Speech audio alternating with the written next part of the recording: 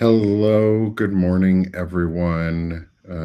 It's Sick of This Show with Nick and Frederick Pogue, and we're back with our friend and guest and investigative journalist, Ellie Leonard, Ooh. uh, for more on the story that just never ends. It just keeps going on and on and on and on, and it gets worse every single day.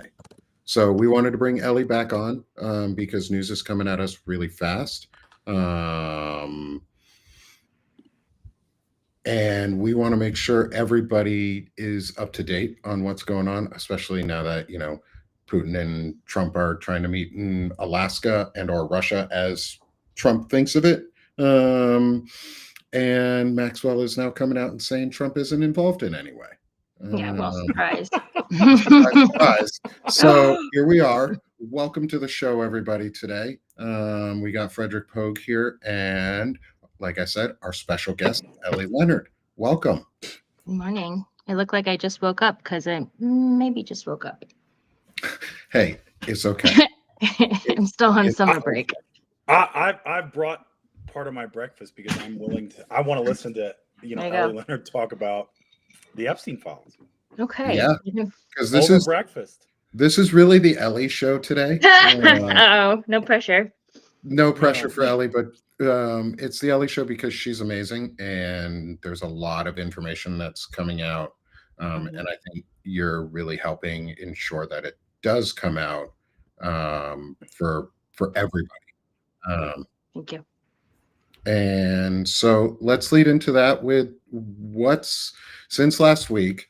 Um, what have you found new, or I'm trying to think what we. what has come out to you that you found really interesting? let me get ready. So I'm ready. Okay, all right, get a bite, get a bite. Yeah. Well, I actually wrote this week, and it was less about Epstein. It was more about Trump because I find them to just be interchangeable, really. I think they're just two versions of the same person. In a story that I felt like just we heard about and then it went away, within 5 seconds was the story of Ivana Trump. Mm, And so I was like, she just fell down the stairs and then that story went away. And I was like, that's interesting to me. Because I had done, I think we had talked last week, I had done kind of some wandering around New York City, and I had gone, I'm trying to think what had happened when we talked last week. Had I gone into New York and done my little wandering around had I done that yet? Maybe I had. I don't know. no, Anyway, I so don't think so. No, yeah, oh, okay, okay. Then Maybe. you mentioned it, but I don't think you had. okay, so I had gone into New York with a little list of places that I wanted to see, some research that I wanted to do. I wanted to go up and find Epstein's house, which is on the Upper East Side. It's on 71st Street.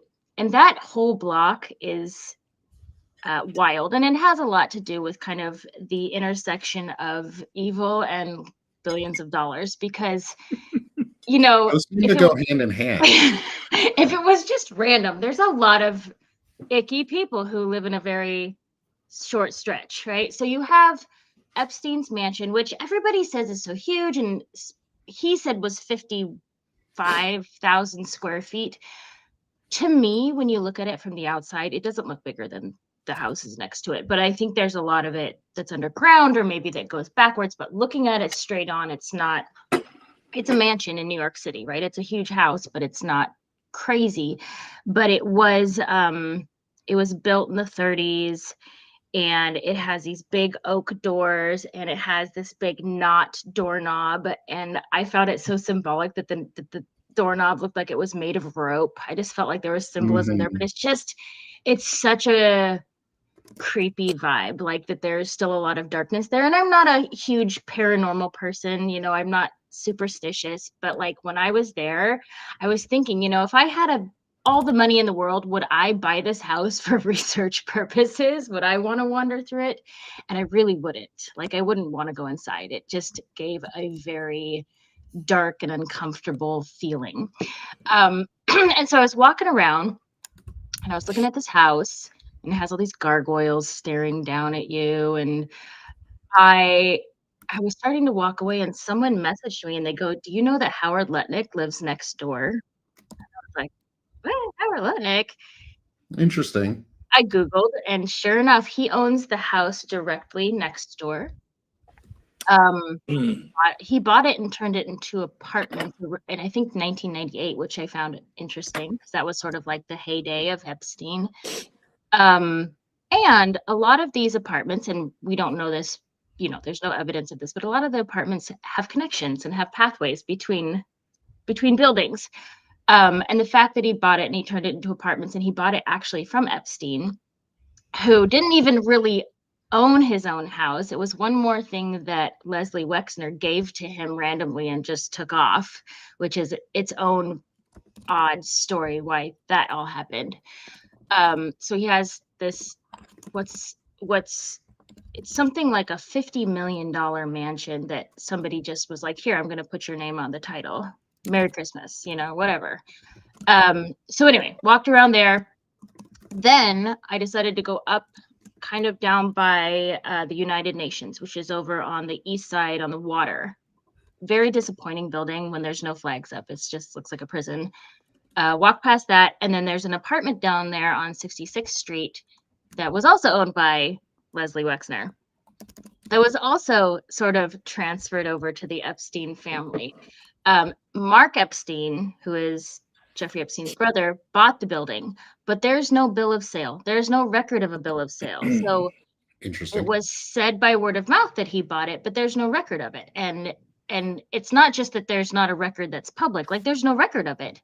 And so that appears to me to be another kind of gifting from Leslie Wexner to the Epstein family. Now, Mark Epstein claims not to know what happened inside this apartment building. He just owned it and walked away. This was the place where Epstein housed most of the underage girls. It was filled with apartments, but he also let people stay there who came and visited him, including Ehud Barak, who is the prime minister of Israel, including friends and family, including billionaire, whoever stayed in these apartments. That's where they would stay. It's kind of like his own little Airbnb of madness. It's 200 apartments, and they have owned it since the 90s. And Mark Epstein still claims to not know what went on in this building. He's like, I wash my hands of it. I just own it. I have no idea. And I trust that not at all. Like he's given a couple interviews recently, and I think people are trying to push off the idea that he was just totally innocent and he's sort of along for the ride, that Epstein didn't kill himself or whatever. I don't believe that at all. Like he is another person who, their parents were civil workers. They came from a very lower middle class family, and all of a sudden he's multi-millionaire. Like I just don't trust the storyline. It doesn't add up. So anyway, I was researching all this, kind of taking some pictures, eating my lunch out front of the building. It's kind of a disappointing looking building if you think of an Epstein story. It reminds me of these kind of apartment buildings that you see in like Moscow, where they shove too many people into one room. You know what I mean? Very basic, very white brick, not interesting. So I did that. And then I came back and I was like, I keep hearing this name, Leslie Wexner. I need to know who Leslie Wexner is, because this is driving me crazy. Like, why does he keep showing up in all these storylines?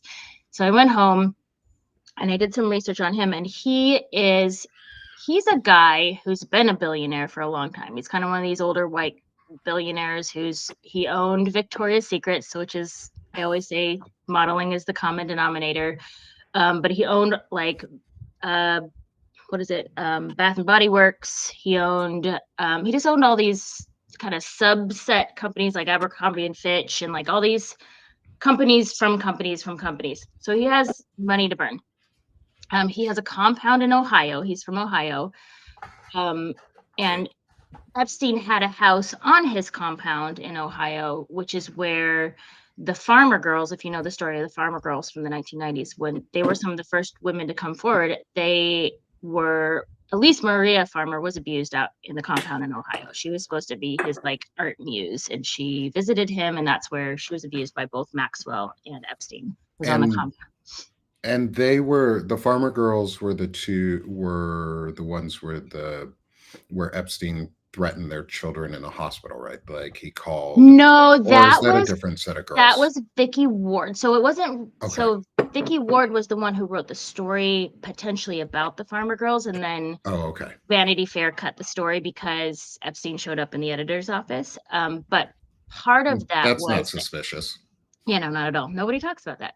But part of that was that Epstein would call Vicky Ward over and over and over again, and she was about to go into labor. I think she was pregnant with twins, and he wanted to know where she was giving birth. He would ask all these like really intrusive questions, and he was like that though. He was very intrusive.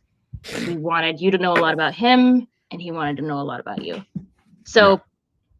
I started digging into Leslie Wexner, and Leslie Wexner basically, like, people didn't understand his relationship with Epstein because from the outset, Epstein was this guy that people wanted to be close to. He was very popular. He seemed to draw in money and Hollywood and all these things that a lot of older billionaires really didn't have access to. It was a lot of like if you think of neurodivergence, it was a lot of people on the spectrum. You know what I mean? They didn't Hmm. have this raving social life that Epstein had. And I think that drew a lot of them into him. And Leslie Wexner was one of those people. And the people on the outside of him said, this is a guy who, yes, he's a billionaire. Yes, he's kind of typical, but he was very generous. He was not, he wasn't connected to Hollywood. He wasn't a party animal, whatever. And then he started hanging out with Jeffrey Epstein. And all of a sudden he started dyeing his hair and wearing tight pants and like just totally changed his persona. And it was one more person where people were like, what are you doing? Why Hmm. are you hanging out with this guy? And that led to him just like giving Jeffrey Epstein everything. And people question whether there was a relationship there potentially, or if it was just kind of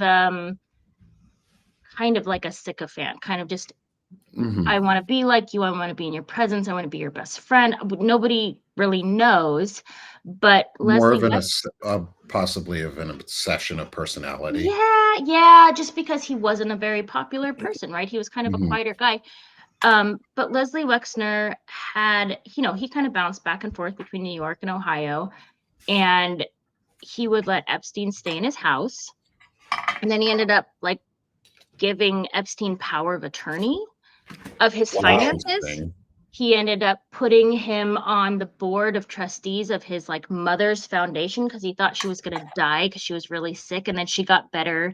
And she was like, now I want you off the board of trustees because I'm better now. And he sued Epstein sued Wexner's mother for half of the foundation. There's Of feels course. like there's blackmail there. Like even almost Yeah, not even quite a relationship. It feels almost like Epstein formed a relationship potentially. potentially just to get blackmail. Yeah. Like it seems And like I that think was kind of his MO. he had a very strong personality that was cunning, Mhm. and maybe Wexner not so much. Maybe he was Yeah. easily taken advantage of. I don't know. Um, but ended up putting Epstein on the title of the house, gave him the house. No, I think there was a bill of sale for $0, I believe. The price of the the price of the paperwork, basically. Did that. And then he got married. Wexner ended up getting married to a very younger woman. So maybe that was something he gained in the process. I don't know. And they moved out to Ohio, and then the other property transferred over with the big apartment building transferred over to Mark Epstein. So that is a very interesting story to me because I was looking back through the records and I was like, man, they must have totally subpoenaed him for the criminal investigation because he owned the building where all the women were Mhm. being housed. There's pictures of all these young girls going in and out of both Epstein's house and these apartment buildings. He's obviously a source. He's the only. Okay, here's another thing. You talk about Epstein having all these clients, these billionaire clients, and that's where he made his money, quote unquote. Leslie Wexner is the only client on paper. He's the only one. He was the one Interesting. single client. Now, there may have been others that were not public, but he's the only public client that Jeffrey Epstein ever had. And so Leslie Wexner knows the entirety of Epstein's finances, and Epstein knew the entirety of Wexner's finances. So when we talk about where did Epstein get his money, and it's such a big mystery, Wexner knows. And Wexner has never been subpoenaed, not once, by the police. Could he? So is that even like grand jury subpoenas? Like, has he never once been Nothing. grand jury? He's never Interesting. been questioned. The Interesting, only because time he has been questioned has been for civil suits, right? Private civil suits, but nothing for this entire criminal investigation, never questioned. huh.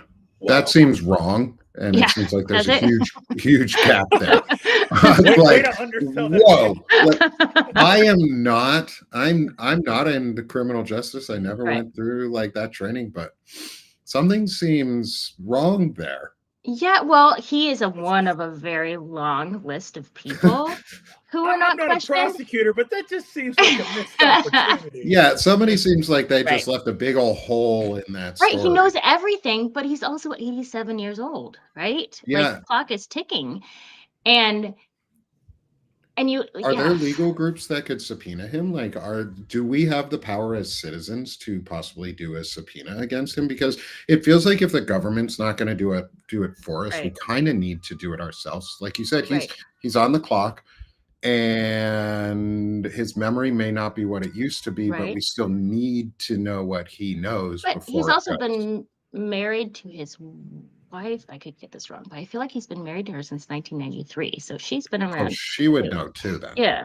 And she's like 20 years younger. So Oh, yeah. 20 or 30. Yeah. So yeah. So that's a big hole. That's a giant gaping hole in this investigation that Yeah. I don't understand. Yeah, I want to go back to something you were talking about while you were in New York, was the idea of tunnels. Because I don't think that gets talked about enough, because I think most people forget that old cities like New York, Pittsburgh, Philadelphia, they have steam vent tunnels that go underneath their buildings that are no longer in use a lot of the time. Yep. And people use them as trafficking holes or as ways to move between buildings without being seen. We know this because they did a big bust on some of the almost like Jewish mafia groups in New York a while ago, and they found that the rabbis in that group were going underneath the buildings, between buildings, in these tunnels. So do you know anything about is there any information about that, specifically about going Epstein and I forget his name, you said Lutnick, Howard Lutnick. Do you have any is there any information about that connection? Because Lutnick's in a really powerful position right now, and that's shady as hell. Yes. And also Bill Cosby lived across the street. I don't know if that means anything, but you know. Oh, that probably has its own. It's a great neighborhood, right? Yeah, that seems like the neighborhood that Mr. Rogers warned us not to go to. Yeah, he did not live there.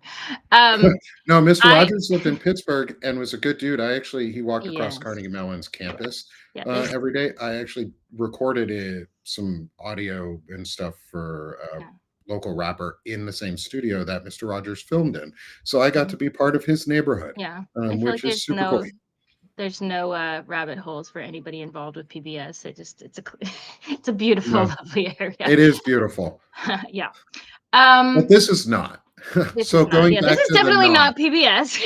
Yeah, this is the X-rated version of PBS. Yes. So we're going into the deep dark now. Yes. So Lutnick has been very careful to distance himself.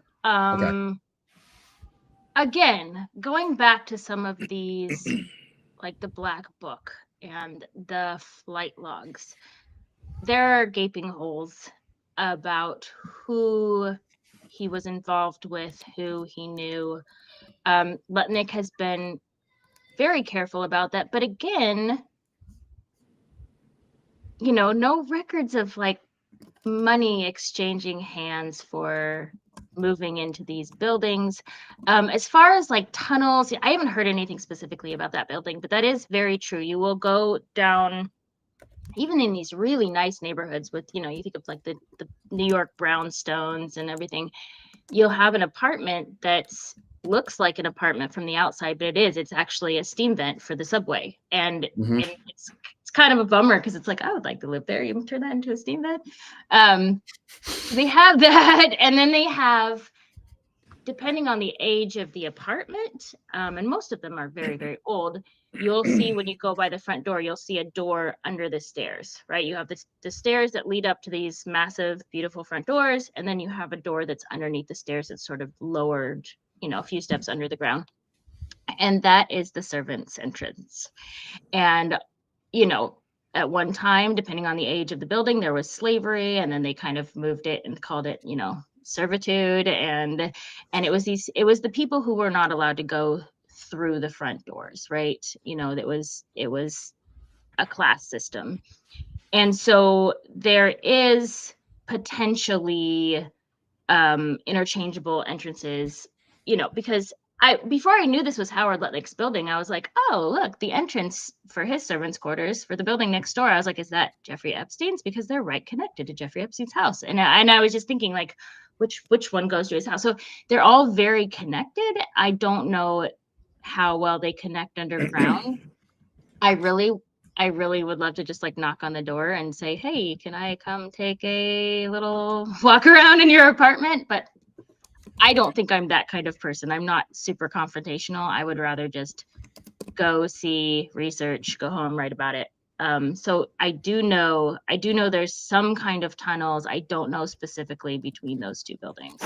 Well, you kind of see that, you know, like New York high society, especially, you know, the Gilded Age heading into closer to the Depression. It was, for the nouveau riche back then, it was really popular to marry among British aristocracy or French aristocracy, right? And so you have these, you know, new rich robber baron class, you know, that those kind of folks marrying into the aristocracy in Europe that needed money, and they kind of modeled themselves after that. Vanderbilt, I think his grandson built the Biltmore in Asheville, North Carolina. And it's this massive estate that you like. It's like this parody impression of something you'd find over in Europe because it's so gaudy and so massive. And as you walk through it, everything in it is, you know, he's got portraits of Frederick the Great and this and that. And I remember as I was taking the tour, because I used to live in East Tennessee, my mom wanted to go visit it. And I remember it was somebody like, you know, plastering a bunch of sports memorabilia like today, right? You know, as you walk through somebody's house, it's like, this was Deion Sanders, like, you know, Super Bowl ring that I got from it. And this is Kareem Abdul-Jabbar's basketball from, you know, Game 7. And so you're that would absolutely have been the case, is like, you know, there would have been private entrances for servants' quarters. And, you know, so whether there's steam tunnels or not, I mean, essentially, as soon as you told me about they turn it into an apartment complex, it's like, oh, so the sex worker house was next door. Right? Yeah, right. And there's no record of that. Jeffrey Epstein at a party. That's exactly what I thought. I was like, oh, that's really convenient for him. He can just pop him next door, because you could do it in reverse, right? It's like, so you have the girls come over to entertain, they come by a separate entrance, and then they, you know. And there's so much of these houses that's below the surface, it's behind it. I mean, it doesn't connect to the other side of the block. So there's a whole back area of the house. It's inaccessible for us as humans. But there's also Lincoln. Sorry to interrupt, Ellie. There's also link into like the brothel ownership and things like that of Fred Trump and the old Trump family, because this sort of links, this all feels like it's been connected for a really long time in very different ways and across different generations of the Trump family. Because Fred came up with this, or Fred thought of a theory, and I want to get your thoughts on it, was that the entire Trump business is a front for a brothel, basically, and sex trafficking. What would be your thoughts on that, with the way that this all connects and like the movement of these people and Trump's money. He keeps getting rescued every time he fails. His Right. businesses all suck. Every Yeah. single business he has fails. Yeah. But the only ones that have ever succeeded are the ones around real estate management and girls and Yeah. pageants. Yeah. And They, that screams mhm. gross to me. Like that's like child predator I think it's just, again, gross.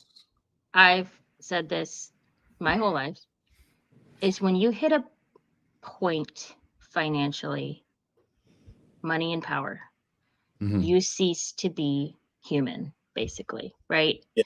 When you get to a point where you're given so much, you stop understanding how to get a parking ticket. You stop understanding how to stand in line for things. You stop being a member of society because you start feeling like I am owed ABCD, right? Oh, Mhm. I've seen it on smaller levels when I worked executive protection. Like, Mhm. yeah. Yeah. Yeah, you Like see it people in the don't, you CEOs can and see the the nicest person in the CEOs. world who gets famous, and then all of a sudden you hear a story about them going, don't you know who I am, right? You cease to be a contributing member of society who has empathy towards the person standing next to you, right? I think, and I think we mentioned this last week, when you think about sex trafficking and you think about, pictures of Donald Trump with underage girls with no shirts on sitting on his lap, which exist. There are Polaroids of these. I don't think he understands that that was bad. I think he understands that he doesn't want to get caught, and he understands there's a consequence for it, but he doesn't understand that it is wrong to do in the first place. And so I would say when you get to these levels of having massive, real estate, whatever that his dad did, and his dad was a terrible person, it goes hand in hand to start working in sex trafficking because it is a business that guarantees you money, right? It's Yeah. guaranteed and it's completely off the books, which means you're not paying taxes on any of it, which is highly exciting for someone who is making $1 billion because they would potentially pay a lot in taxes.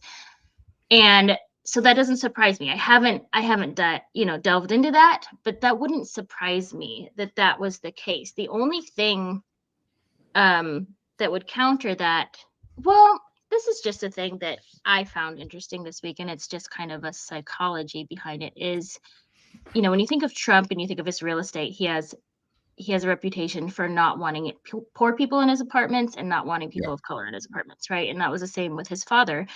And when you look back at all these pictures of Epstein and the whole, there's hundreds and hundreds and hundreds of pictures of like parties and shindigs and fashion shows and modeling and all this stuff. I found one person who was not white, like one person. Like in the And entirety of it, yeah, basically. and it was James Holy Brown, and shit. they were at a James Brown concert, and that was like the one person. And I was like, that's really interesting. Because if a person wanted to go into sex trafficking, like he, I don't know. I just found that really interesting that there was no diversity in the people around him, around Trump. And I mean, it says a lot about them, but like, I don't know. I just found that really interesting in the world of sex trafficking to Well, stay in this kind of wealthy it makes white.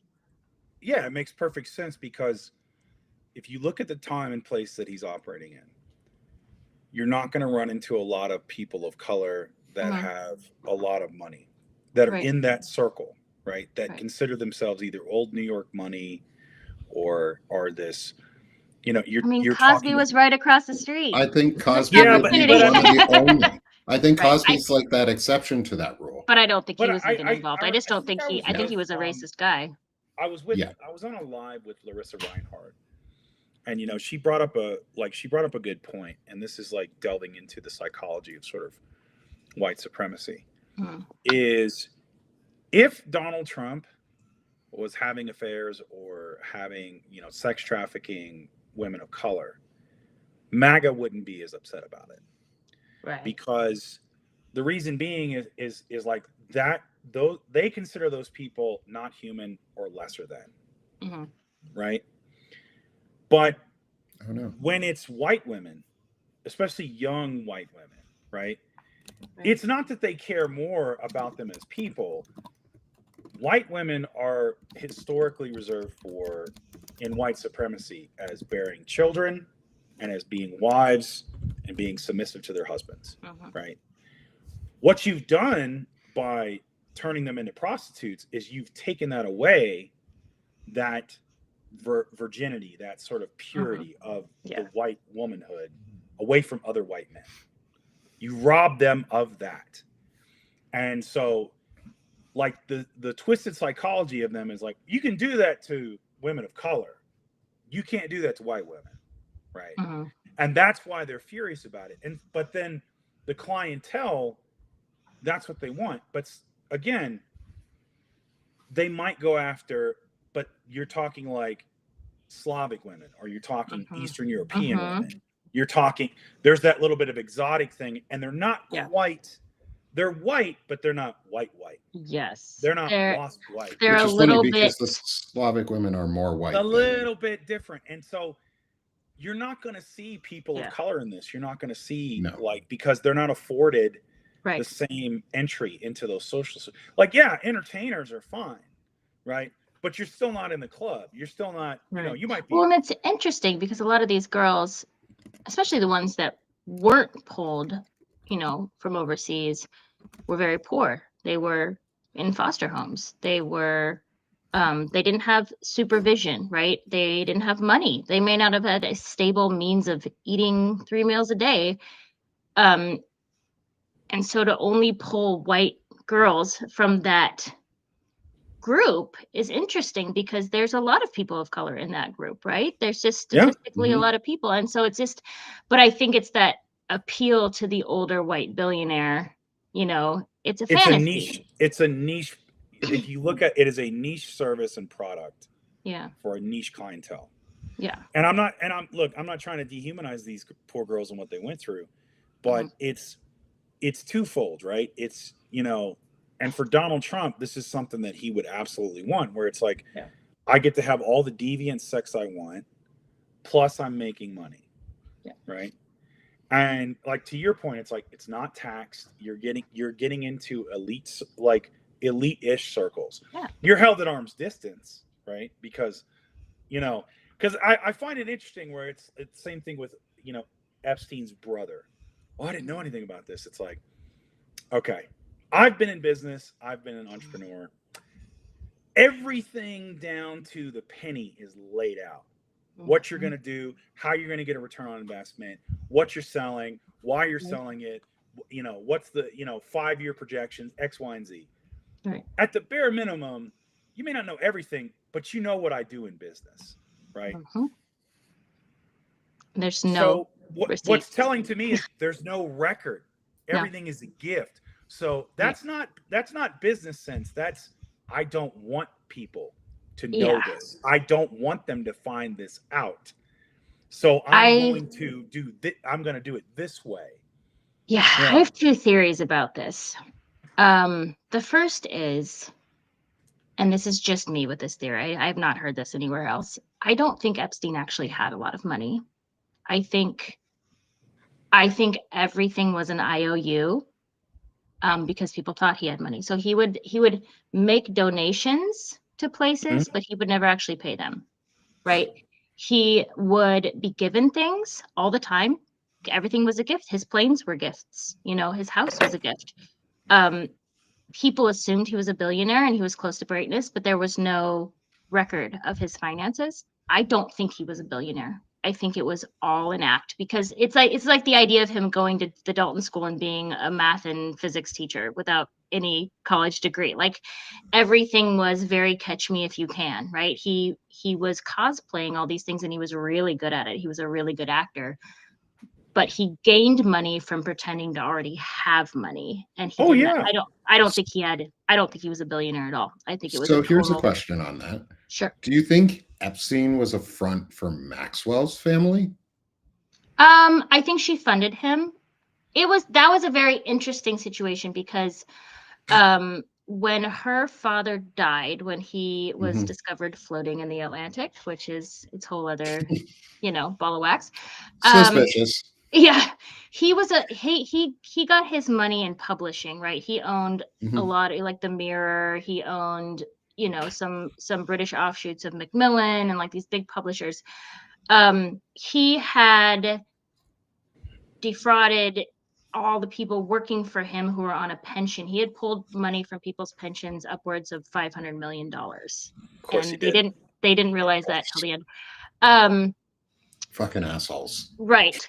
When he died, when he died, his wife, who's actually a really good person, was left with nothing. She was left completely start over with nothing. However, he had become good friends with Epstein by this time.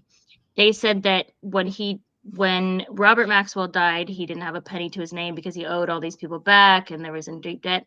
There were offshore accounts that were not accounted for. And so by this time, Ghislaine then traveled to the US. She was good friends with Jeffrey Epstein. All of a sudden there was money popping up. So I do think that she funded him, Okay. but I think it was a two-way street. She was very obsessed with him. I think she was very in love with him, and they only dated, quote unquote, for like a year, and the rest of the time they were supposedly best friends. I think she was very, very much in love with him and would do whatever he told her to do. Not to say she was a good person in the first place, but she was known. She was kind of the original Paris Hilton. Not to go against Paris Hilton, but like her whole persona was she was a rich socialite, right? That was her Yeah. that was her job, if you will. And so when she came to the US, she was in love with Jeffrey Epstein because he was kind of, he was sort of she was her father's favorite. I think she was one of 7 children, I want to say, but she was Oh wow. definitely her father's favorite. She was the youngest, and I think she really looked up to Jeffrey Epstein as a father figure because he was so close with her father. So I think that's where that ball got rolling. But I also think he was very cunning like her father, which is why she got along with him. And so that's my first theory, is that he didn't actually have money. I think she did. I think she funded some of the things that he did, but then I think they had like a scheme going between the two of them because she didn't have $1 billion either. She had a lot of money, but she did not have $1 billion. That's my first thing. My second thing, and I can't remember if we talked about this last week, but the reasoning why they're not opening the Epstein files. Like, I think it has to do with sex trafficking, and Trump very well could be in the wrong places at the wrong times doing the wrong things. I think it has to do more with money. When Mhm. you look at all these receipts that are $0 and IOUs, and thank you very much, handshake, nice, have a nice day, goodbye. Um, that if that was opened up and fully investigated, that would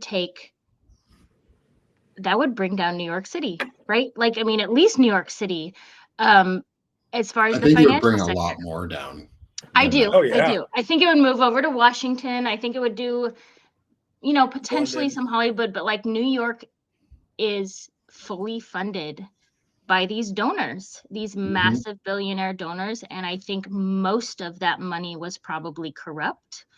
You can think of it as like the mob, but it's like a different kind of mob. It's the billionaire mob. Like there is a kind of mafia mentality that is a lot of handshakes and no receipts and no taxes. And if you fully investigate that, you're going to take down this massive sector that funds the biggest city in America, one of the biggest cities in the world. And they're so afraid of doing that because then, yeah, Mhm. repercussions into Washington. I think that's what keeps them from opening the file because that would have massive implications to Yeah. The But so many places. societal implications would be Yeah, really large. yeah, But a lot of people involved. and at the same time, at this point, I think we have to like Yeah, to save this country and not keep it what it was because mhm, we can't go back to right. what we had. no, It didn't work, it's broken. Yeah, To save this country and move forward, though, we have to take these corruption rings down and understand where that money came from. And I think you're really right, yeah. is we have to follow the money. And I want to ask, and I don't know how much experience you have into it, and I'll let you ask too, Fred, is crypto. Is where do you think the crypto Oh. comes into this? Yeah. Because that's a huge piece that is really hard to trace. Mhm. And it's Well, free money. let me make a point. Like, Yeah. So Mueller talked about this in his investigation into the Russia connection, where he said that how we think about organized crime has moved to exactly what you're talking about, where you saw this with the Panama Papers, where billion-dollar companies, billionaires, like, and organized crime are like merged like never before. And crypto is part of that, where it's essentially a money laundering scam. For others, it's a pump and dump, it's a Ponzi scheme, it's a grift, but it's also a money laundering scam. So it's when you start following this money with Jeffrey Epstein, and you start peeling back that, like, there is a validity, Ellie, what you're talking about. I mean, it's been documented in investigations that have been, sort of like, oh, don't look over here, or it got exposed with the Panama. Yeah. All the news about crypto is always about corruption. Well, and you just see all the people who are at the top of crypto. Like, it's all the same people, and it's all from one side, Right.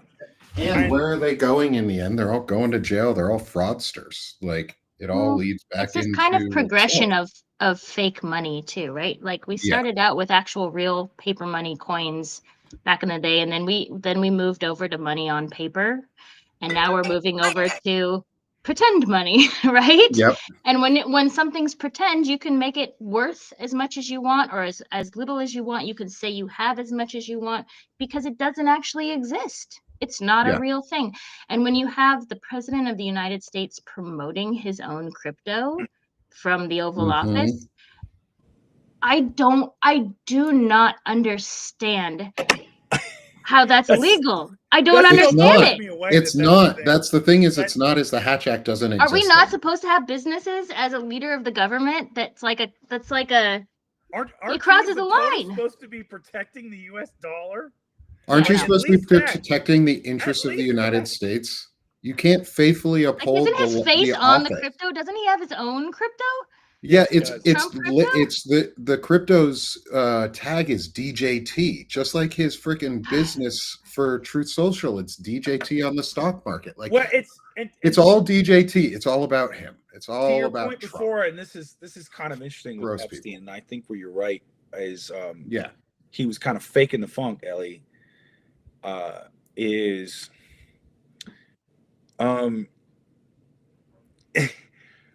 You look at, like, you go back in the day, you look at Al Capone, right? What took Al Capone down, right?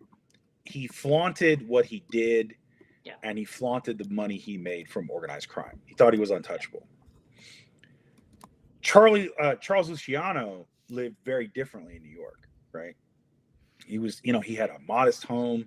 He like paid taxes because he said he won in gambling in Atlantic City. He wasn't flashy, and he ended up not going to jail. Right. But and I think there's this correlation between, like this, you act a certain way. Like, Dame Dash talked about this and Jay-Z when they were forming Rap-A-Lot Records, right? They would go to parties and they would act like they were big deals, like they were flashy, and they were, and they said they were kind of inspired by Trump, right? They'd act flashy, think they're doing a big deal, and people said, "Man, they must be doing big things. Look at all the things they're doing." Right. And it was like, I can't remember her name, but it was not too long ago. It was a couple years ago. It was the woman who was pretending to be an aristocrat. Oh, right, a socialite. Yeah, and she got arrested because it was, like, it was like, oh, it's fraud. But again, she was a young woman, and she took people for money. But it was absolutely, I totally buy this. It was a catch me if you can kind of thing. Right. He existed on gifts because it was a way also for people that were using his services and involved with him, wasn't traceable, right? It wasn't, so he probably owned nothing on paper. Yeah, it was the ultimate fake it till you make it, right? He walked into the room, said, "I'm a billionaire." People said, "Great, you're a billionaire. Let's talk money. Here, have some money. Here, have some houses. Here, come to my island. Here." Also, though, there's this interesting concept of new money versus old money, right? And old money is fairly corrupt. It's usually from slavery and any of these horrible reasons that we started this country. But there's also a kind of respectful presentation of somebody who comes from old money. They know how to handle their money. They know how to decorate their house. They know how to speak to another person at a social event in a way that's that idea of humility, right? I'm a very humble, rich person. Epstein did not have that. Epstein was very clearly new money, and I could sit and listen to Michael Wolff interviews all day long. I don't know if you guys listen to him, but he's the guy who did the 100 hours of interviews with Epstein, and just his experiences, and it's just endless because of course he met with him so many times, but just how gaudy Epstein's house was because he just had to fill it with wealth and be like, look at my wealth. And you'd walk into it and be like, look at this thing that I just bought. You want to know how much that cost? And it would just be so ugly and gaudy and horrible. Like he had a woman hanging from a rope over his stairwell. Like, why? For what reason? And then he bought, I think someone was saying he bought like art on the street from some kid. Some kid was selling their art on the street, but then he put it in like $1,000 frame so that it was worth a lot of money on his walls. And just like it just didn't go together. He had the leopard print and the gold, like everything that Trump is doing to the Oval Office. Everything was like kind of gold leafed, and that you walked in and his house just wasn't nice, right? It's very wealthy, but it's kind of uncomfortable and ugly. And it's interesting because Trump, I don't know how far back Trump's money goes. I'm assuming it's just to his parents. I don't think prior to that there was a lot of wealth, but I don't know. Trump has grown up in money, and he still has that mentality of that nouveau riche, this I need to show you how much money I have in order to have value. And in order for you to hang out with me and think I'm cool, you need to know how much my couch cost. And I need to make the Oval Office look like as oh my gosh, from yours, look like that Liberace yeah. all over it. Well, it's Liberace funny because vomited. I was gonna do a Substack this week on the progression of the Oval Office, because each president was given a certain amount of money to redecorate it if they wanted to. Some presidents use their own money. I think Trump is actually using his own money, and I stopped writing it because I was like, this is kind of a snooze fest. But just when you look at it, like Carter, I just took a picture of Carter and his wife eating dinner on TV trays in the Oval Office, and then I took a picture like of the Oval Office today, and it's just like what's the reasoning? This doesn't gain respect from world leaders. Like, many world leaders come from countries that are very poor, like they're or countries that value socialism, that want everybody to have enough to eat and a warm place to sleep. And like, what are you telling people when they walk in here? I had a 3-month job with a guy. I had known him before he got money, and he called me in. So, and after he got some money, and he wanted me to basically do some consulting work for him. He was scaling in his business, right? Yeah. And so he bought a house, flew down there, and it was a kind of a gig where it's like, hey, I'll put you up, da da da da, and I'll pay you a salary, do this, do that. It's like, all right, hey man, like, that's cool. And I remember, so I had this snapshot of him before he was broke, and then he became a multimillionaire, right? Mm-hmm. In a very short amount of time. Walk into the house. It's a nice house, but it's like he specifically bought it because of how much it cost, and he could buy it, right? It's like, okay. Mm-hmm. And then he also had, like, I'm looking at all his furniture, and he's telling me how much it all costs, right? And I'm like, oh, okay, well, I mean, I guess he's like, oh, I didn't pick it out. My assistant picked it out for me. And I'm like, yeah. All right. But the 3 things that he had on his walls were this, like, exactly what you're talking about with Epstein, right? He had this massive Biggie Smalls poster of Biggie, like, counting money. Mm-hmm. And then it had all this glass around it, and it was blah, blah, blah. And he's like, that cost me like $40,000. And I'm like, Did you? I didn't know you were a huge fan of Biggie. He's like, oh, I just like the photo. And so then he had like this other painting that had his rank from the military because he was a veteran. You know, Al Pacino as Scarface and Biggie. And I'm like, and the aesthetic was this. It was this mismatch of just like it was like a guy who got a house and didn't know what to do, right? Mhm. And so everything that he bought, including, and I was there when he went and bought like the Land Rover Explorer $250,000 car, right? Mhm. And then took it and put, you know, tricked out rims on it and this and Right. that and all this other stuff. And so this behavior, I've seen it. Like, Yeah. It's and like I'm if you and gave I'm a little, if you, it's like a little kid's bedroom. If you just let a little Mhm. kid completely control their bedroom. or you go out to eat with the guy and it's, you know, well, we got to go to the most expensive steakhouse and I got to order the Yeah. seafood tower. And I'm like, and I tell him, I was like, you know, like, it's okay if you go out and you just get, you know, he's like, yeah, but I can afford the most expensive stuff. Yeah, go to Applebee's, dude. Well, I mean, it's one thing if you want to buy quality, it's like, but Right. I've had so but the thing about it to me is like, this is the house you live in, and there's no sense of like Mhm. personalization and taste. There's Right. no sense of self, right? Because that's never been developed. Because it's, you know, what I Yeah. realized is the guy was simply just chasing money, and then when he Yeah. got it, it was like, well, this is what I've devoted my life to, Mhm. right? So now I don't know what else to do except spend it to show, hey, look, I made it. And so yeah, man, you're impressing like the plumber that comes over and goes, wow, that's a big poster.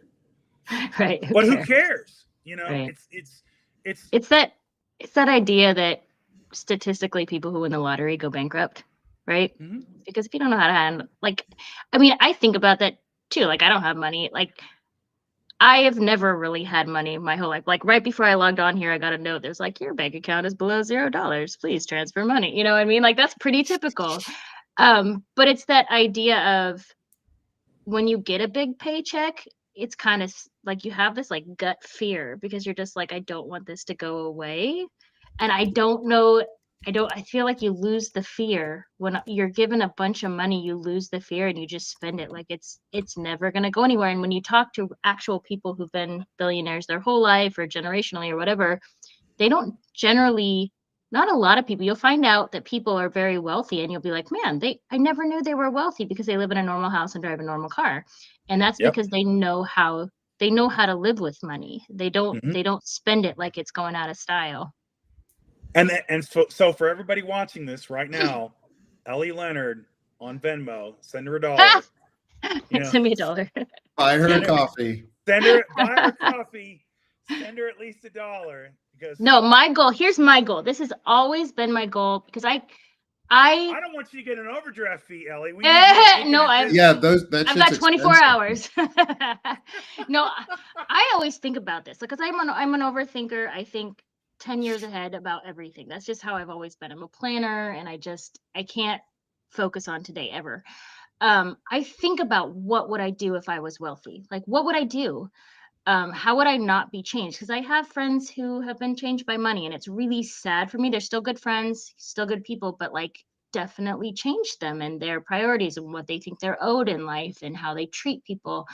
Um, and just Oh, being yeah, I've seen that too. just Seen it. how to be so cognizant if you get $1 million check in your bank account, how to be so cognizant about who's not eating over here, right? Who in your life is struggling to pay their rent, right? And never forgetting that. And the one thing that I think about constantly, and it just matters to me, the whole world doesn't know about it, but like my dad's hometown is very small and it's where he grew up. It's where my cousins and I all grew up every summer and every Christmas. Like it's kind of your quintessential rural small town, every kid is at the pool in the summertime kind of a thing. And they don't have money. Like they have crumbling sidewalks, if a park needs fixing, it's going to be a decade before the park gets fixed, kind of a thing. And they have had a pool that's an outdoor pool that, like, this summer, half the summer, kids couldn't swim because there's a leak in the pool and they don't have enough money to patch the pool, kind of thing. And my goal my entire life, if I ever made it, was to buy them a new pool that's they can swim in the wintertime, right? Because that's the only thing for kids to do in that town is to go swimming. And then once it gets cold, they can't swim anymore. And I think about that. It's a weird obsession, but I think about this swimming pool in Fort Benton, Montana, and replacing this pool. And that's like the only thing I would do with my money past getting my kids to college, because I know that it's a small thing, but like it would affect an entire town's worth of small children to be able to go swim get swimming lessons or whatever all year long. But I just think that like people get that check and they immediately think of like Bermuda and like a new car and like, all these things. But I don't know. Anyway. Well, Ellie, as Nick and I are former veterans, we can absolutely tell you there is a solution for that winter swimming problem right now that they're not thinking of. Okay, tell me. Suck it up. Yeah, buck up. You can do it. Okay. It ain't that cold. The problem is you ain't motivated if you ain't going swimming in the winter. Kids. Have you guys been to Central Montana? No, I grew up in Vermont, so I do know that. I do know what cold. Okay, feels East Coast cold is not. Okay, No, I know. When we moved not. to the East Coast, people go, "Are you prepared for the winter?" And I was like, "Yeah, I think I'm prepared for the winter, guys." Like, this is a place where the river, like the Missouri River, freezes all the way down, and so you still have the river flow, but it's frozen, so it just becomes this ice pack that just builds and builds and builds, and like it's the place where you take the pot of boiling water and throw it in the air and it comes down as snow. And like that's 8 months of the year. It is so cold. All I'm hearing is you didn't cut a big enough ice hole in the river to make a swim. There's no water. There's no water underneath there. Well, you pour the hot water in so that your pool gets a little bit bigger. There's a Russian kid named Dmitry right now that's training. Yeah, Siberia is the only colder place. This is the coldest. Like until like 2 years ago, Havre, Montana had the coldest place on record, at least for the U.S. But I think more than that. But they had a negative 100 at the train station, which is totally normal for Havre. Like that's a normal temperature. But like I think they got beat a couple years ago by somewhere. But like they held on to that for a good 50 years. It was cold. That's nuts. Okay, so we're at the top of the hour, and I want to make sure we respect Ellie's time. So we're going to wrap up today. Ellie, we'd love to have you back again because this is awesome. Yeah, love it. Also, if you have time on Saturday and or Sunday, Frederick Pogue, Lawrence Winterman, and I are going to be launching a new platform and new network with a 24-hour live stream. Oh my God. I don't know if I have 24 hours, but you don't need to be there for 24 hours. But we would in. love to have you pop in and discuss the Epstein files with us and discuss where you think this might be going, because we could give you pretty much all the time in the world that you want or have to just unleash. Because these need to come out. The truth needs to come out because it's dark, it's disgusting. Yeah. And there's something rotten in our country that needs to get, as I said in a poem a long time ago, abscised or cut away from the country. Like you need to abscise it and cut it away. Like it's medical. Like we need to heal a wound in our country, and that is this corruption, and it needs to go away. And from that healing, we can then grow and progress. So I'd love to have you back on, Ellie, because you're amazing and you have some incredible things to say. And there's a lot that has come out of this discussion today. I'm so glad that we got to have you. Ellie, do you want to plug yourself before we shift into our closing credits for the day? Sure. Well, I am on Substack, having a great time. You can find me under the Panicked Unpaid Writer or just Ellie Leonard. I'm on there as Ellie Leonard. Anywhere else on social media, I'm under Red Pencil Script, which is my side hustle. That's my business, my small business. And then ellieleonard.com is my writing website. And then give them your Venmo too. Like my Venmo. I don't even know my Venmo. Ellie Leonard. I don't know. I tried posting it one time and then I felt all weird and took it down. We will make sure. We don't And if want you, Ellie Leonard to get an overdraft. So Yes. you can Yeah, that's Yeah. probably a do good a idea. paid sub. Do a paid sub. yeah, become a No. paid sub for Ellie. Become a paid sub for Sick of This Shit with Nick. Become a paid Yes. sub for Missives from a Middle-Aged Man. We all would love it. Ellie first. Um, Nick's Ellie second. first. Ellie's Oh, got thanks, an guys. And overdraft fee to I dodge. always, I find this really important. I always keep my articles free because I have gained so much from being on Substack, and I get so much great feedback from people, and people will give me ideas to go, go research. And if I miss something, I'm always like, tell me if I missed something or got it wrong. I need that. Like, I'm a writer. I just want readers. That's why I showed up here. Before I was doing this, I was writing books and feeling very depressed about it. And so, like, this has been really great for me. So I will always keep my articles free. If you want to be a paid sub, I'm really, really grateful, but you don't have to be a paid sub. Yeah, that's important to me. Awesome, Fred. Awesome. Anything from you? Nope. We've got stick around. We got Fred Wellman coming up in like half an hour. Less than a half an hour. Just about half an hour we've got. So that leads perfectly into in just about half an hour at 12:30 Eastern time. We're bringing Fred Wellman back on for our second vet talk with him. It's Fred and Fred. It's going to be the Fred show with Nick Fred. because we got a lot to talk about there. And Ellie, I can't wait to have you back. Yeah. This was so much fun again. Please, everyone, come join us in half an hour for another show. We're going to stream that one again on Substack, YouTube, and TikTok. So thanks everyone for joining on Substack. Thanks everyone for joining on TikTok. I see all y'all. I see the folks going. Hasn't been too much chat yet, but this is our first time there. So let's go have some fun. Let's go have some fun. Let's go stop being sick of this shit and let's start doing this shit. So before we say bye, everyone in the chat, if you want to stick around, there's going to be a 2-minute surprise again here for closing credits. There's no actual credits, but a closing song. It is a piece of music that I wrote years back now and was performed by a friend. I will not give credit or name yet because I've not asked them if they would like their name exposed on this. But it is a composition that I wrote. It's a piano solo piece, and I think it fits in with the mystery of the Epstein files today. So I hope you all enjoy. Stick around for the next 2 minutes, and we'll see y'all again here soon. Thanks, everyone. Thanks, Ellie. Bye-bye.